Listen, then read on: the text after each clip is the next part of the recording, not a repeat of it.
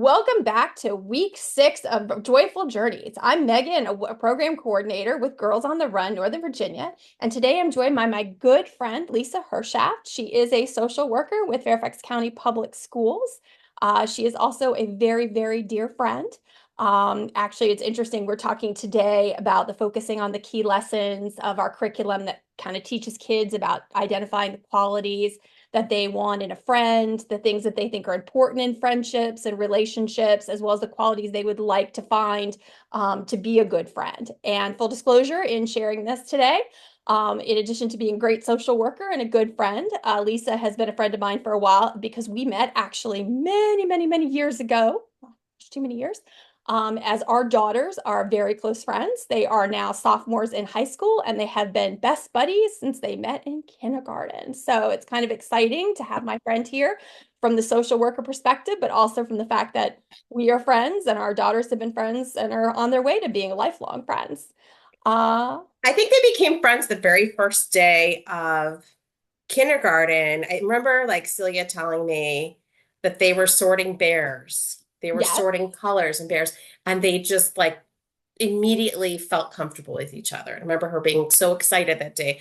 I met like a really great friend, and her name's Madeline. So Yes, that is they have been friends. I know at least through the first month they've been friends and they're friends to this day, which is so awesome and we're so excited. And so we want to talk about the qualities of friendship and everything. So first of all, as I said, you're a social worker with Fairfax County Public Schools. So can you tell us a little bit about your job and how you support the students in Fairfax County? absolutely. So I have really worked with all grade levels, even starting with preschool, just in our kind of our Head Start levels, doing some summer work with ECAT, which is like early childhood identification programs. And I worked at an elementary school as a school social worker, middle school currently. For the past 2 years, I'm at Glasgow Middle School, yay, Glasgow. And then I was also at a high school, Chantilly High School. So I've kind of seen, kind of the evolution of friendships starting at a very young age, not only with my own children, but also with the students that I work with at all the different levels of schools. So as social workers, we do a lot. Um, we do work such as counseling with individual students and groups to build social skills, but we also work a lot with the special education process. So it's just kind of all over the place, helping families connect with resources, ones that are students that are even struggling with, like building friendships. Sometimes we'll make referrals in the community as well as supporting at the school within the groups and individual kinds of check-ins with them. That's great. That's exciting. Well, how do you think it's important, or why do you think it's important for kids to really learn like the important parts of being a friend, like to identify the characteristics that they have in themselves as well as what they're looking for in others and kind of what they would like to receive from a friendship? And is it an evolving thing from what they're looking for young, or I mean, does it kind of stay the same? Where do you think it's falling? So I think it's a really good question. I think that kids really, by figuring out what it is what your wants and needs are, you learn to express yourself. You learn to kind of have be surrounded by supportive friendships and supportive work relationships, as well as partners later on in your life. So I think it's important to kind of be insightful about what it is that you like, what are some qualities you like, so you can also develop those qualities yourself. Like I really like someone who like a student says, I really like someone who really values like privacy. If I share something with them, they're kind of going to blurt it all over the place. So, really having that, the trust in someone, someone who listens to them, someone who's fun, but also, has a balance in those other areas. So I think that's really important towards getting what you want and need in your life. As for like what you would like to bring in, but also how you want to be towards others, because you felt in yourself when things are going well with a friend, you feel that joy and excitement by being with them. So you also want to bring that to the world around you and those that you interact with.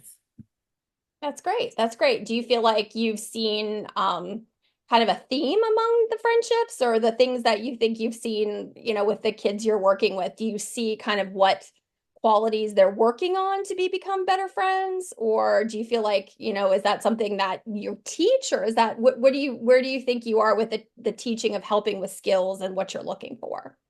So again, it's really like a different level for different ages. So if you think about it, as kids are developing their early childhood age, like it's a lot of parallel play. They're playing next to each other. The parents are really facilitating those connections. That's why oftentimes, like at the younger grades, we develop these friendships with the parents because we're really leading, like, here, let's have a play date, let's do this. It's harder for kids at that age to express themselves. So they're kind of, you might see tears more often because they can't get the words out they want. But by play, they can work out how they want to interact in the world, where they are in the world, where they are with their friendships, how do you socially interact with each other. So you really see everybody's kind of friends with everyone most of the time, unless there's some, extreme kinds of difficult behaviors where students might be afraid of, and other students are having trouble with emotional regulation. And so those are when we can step in and help them to learn how to express their feelings through speech or like things that calm them. And then as they get to elementary, like those friendships, it's more of like a lot of people try to be friends with people. They're kind of go through a stage where they're, I'm not friends with you. I didn't like that, what you did that. They're really expressing themselves. So you kind of are differentiating a little bit more about what you want in a friend. And then, we kind of get into that tricky age, and maybe some of the listeners are dealing with this with their fifth grade, sixth grade, seventh grade, those ages where we have, you might have more of those like, we're friends, but I'm not going to be friends with you, and really figuring out how to navigate how to be a good friend. And it keeps evolving over time, even as an adult, right? We're still figuring out how can I be a better friend? We still make mistakes, and recognizing your strengths as a friend are good, and recognizing areas you need some work is also important because nobody's perfect. We always need that input to improve, but we also don't want to, be too hard on ourselves. And I try to keep a strengths focus with people that I interact. Even with my kids, I try. As a parent, it's harder, right? Than in your professional world, it can often be trickier with your own kids. So I think, the qualities that I hear a lot at a middle school age, some of that, like I talked about before, trustworthy, kind, good listener, fun to be around.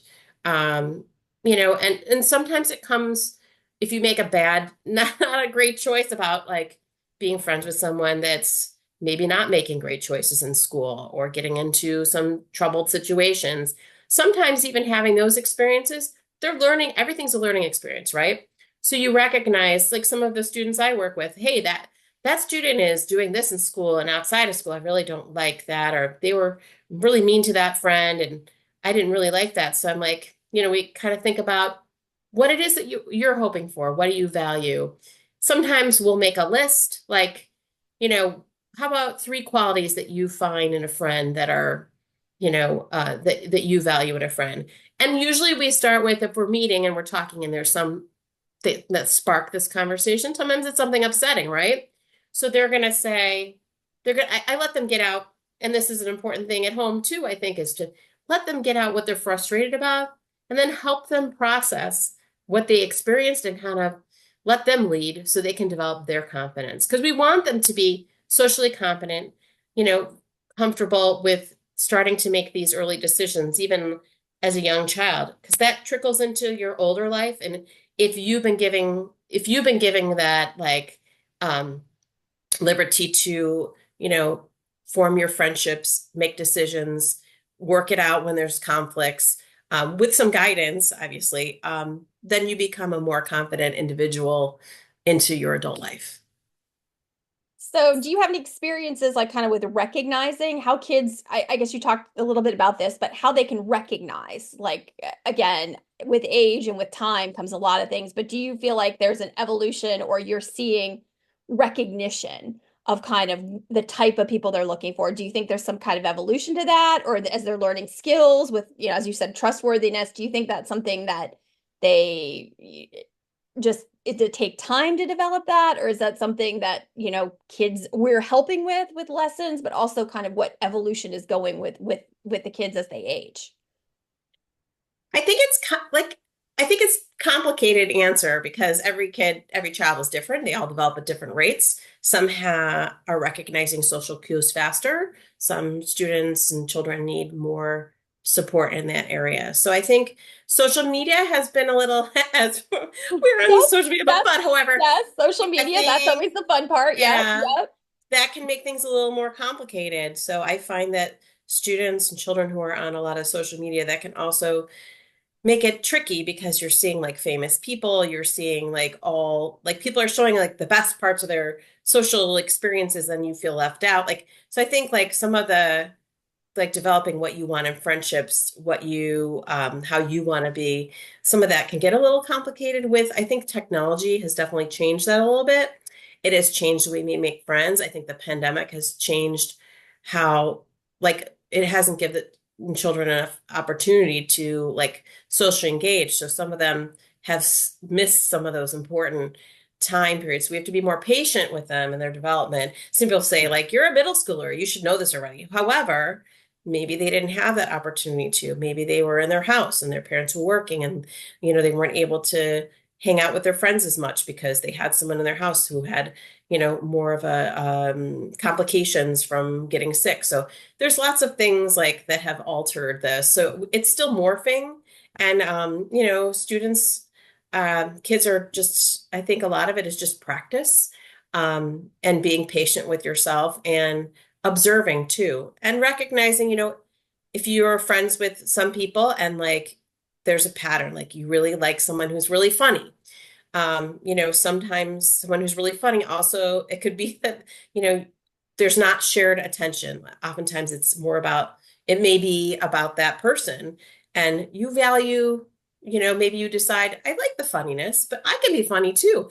And you find more of a balance within a friendship. So I think that's an important skill is trying things out. And I think, yeah, I mean, I think as you get older, you've had more experiences, right? So you're going to, it can be a positive or it can also be a challenge because if you've had some difficult friendships, you've had, some friends who maybe been unkind to you, then you may come at it with a little more tentativeness. And so just hopefully, finding the positive in your interactions. And I mean, I think that can be one big challenge is, if there were negative experiences in the past, kind of being aware of the fact that those things can happen, but also having really developing that like, what is it that I want? So you're thinking, you're being hopeful towards the future, towards other friendships, and knowing that, there's friends for everyone out there. And it takes a long time, just like it does, learning about school. School takes a long time to get through. And you develop how to learn how to write. Learning how to make friends takes a while too. And it's in a lifelong process. Do you think social media is what's been the biggest change or what you see like as you're evolving since you've been in the schools for a while and a social worker for a long time? Do you feel like there's a change in the way people are looking at qualities? Is it because of social media? Do you feel like there's a difference in when you first started working versus now? Because I know you were before the pandemic and before really, as I said, we were Yeah. facing this whole social media thing with our girls was really Yeah. its infancy when they were starting. I mean, I guess I would say it's about communication, how communication happens.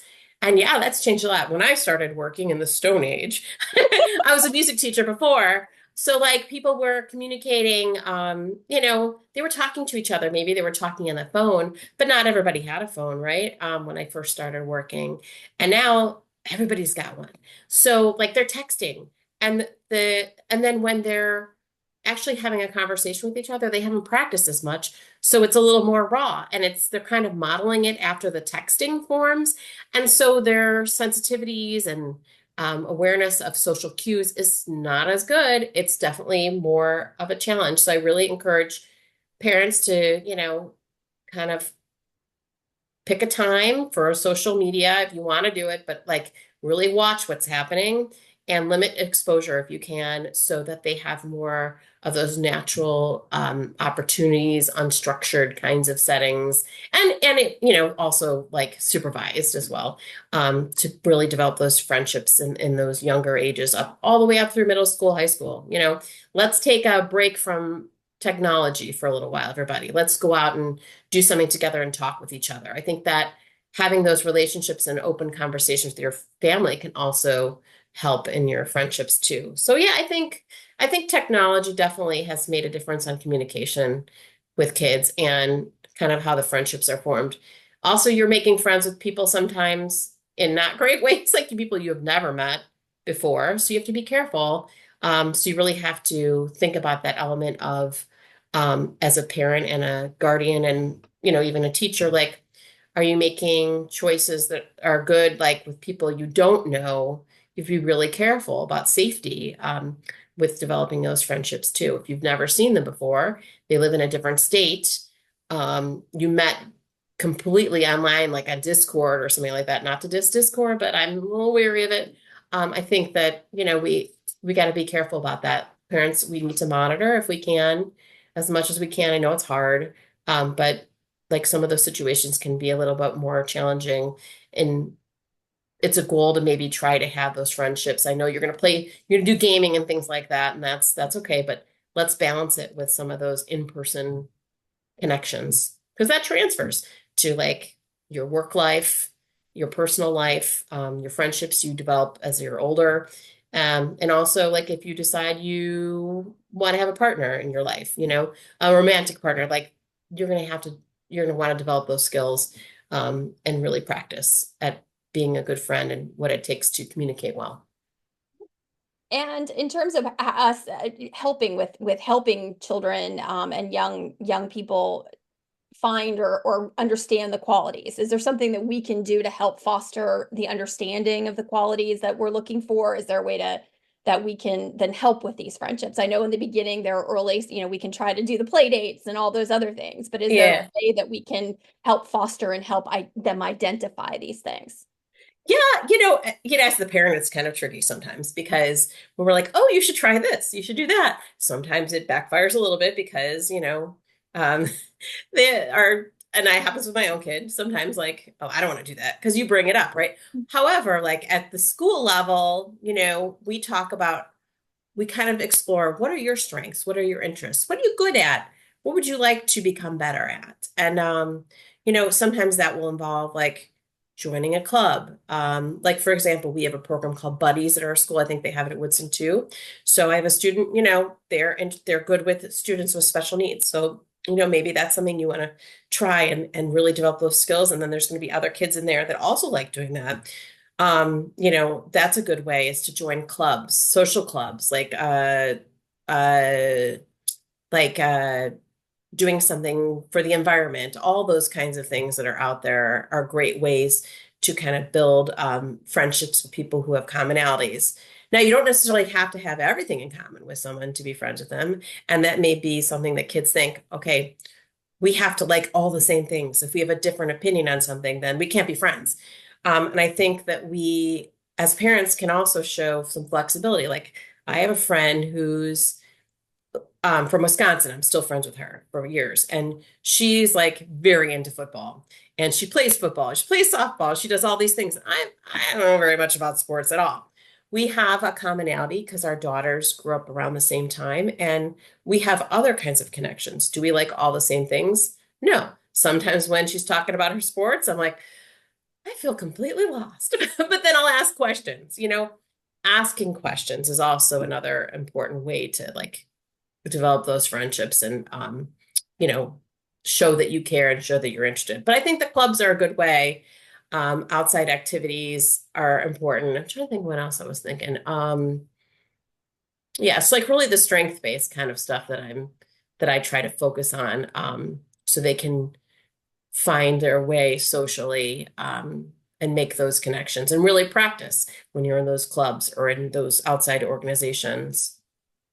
So it's right. So you're going to leave us with any bits of wisdom? It's been great to talk and hear all the different things. Is there anything that you really think jumps out as kind of a final parting word on what you think what qualities, friendship, and all those things? I mean, I think as parents, it's a hard thing to watch our children struggle with like the social connections. I think helping to be a guide, but also, recognizing like our children's strengths is going to be really good because I think as they get older, we want them to be really independent. We want them to feel confident in themselves and how they interact with others. And I think sometimes just letting some of these situations that if there's a challenge with a friend, kind of giving input when requested. Of course, if things are extreme, you may need to have more involvement, but really helping them to learn from those experiences, the growth experiences is going to be really an important part of helping them develop and really becoming very good lifelong friends to others, and confident individuals in their work, in their social life, as well as personal life. That's great. Thank you so much for joining us Thank today you and so sharing your much. insight. That is awesome. We hope that everyone who tuned in learned something positive and exciting this episode and hope to see you next week for another exciting interview. Thank you so much, Lisa. It's Thank great to see you. you.